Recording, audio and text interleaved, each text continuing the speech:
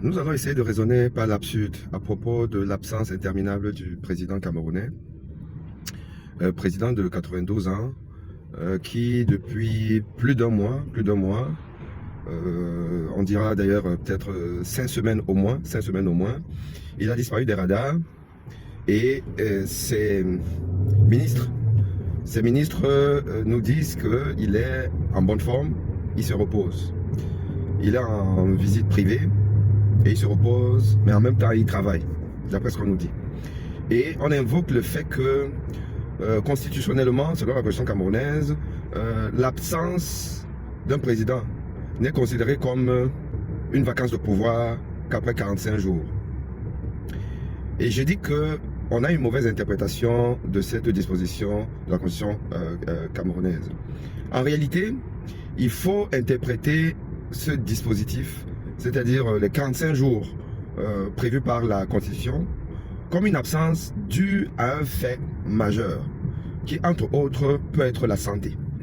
Parce qu'un président de la République a aussi le droit d'être malade, comme tout être humain, a le droit d'être malade, et peut donc être absent pendant 45 jours, le temps de couvrir une santé lui permettant d'assurer la charge ô combien importante qu'est la gestion d'un pays. Donc, c'est essentiellement parce qu'on est malade que la Constitution prévoit 45 jours. Or, ici, on nous dit que le président n'est pas malade.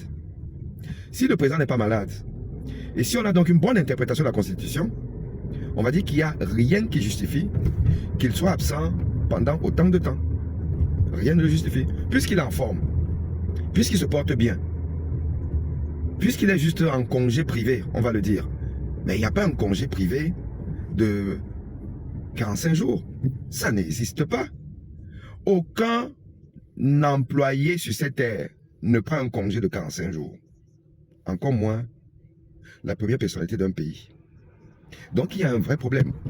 Soit on nous ment, et il n'est pas juste en congé privé, et qui se porte bien, et qui travaille d'ailleurs, puisqu'on ne travaille pas quand on est en congé. Mais bon, un président de la République peut-être se dire qu'il peut travailler, ok. Mais on ne peut pas garder le mutisme, entretenir la psychose, juste parce qu'on va emmerder les gens.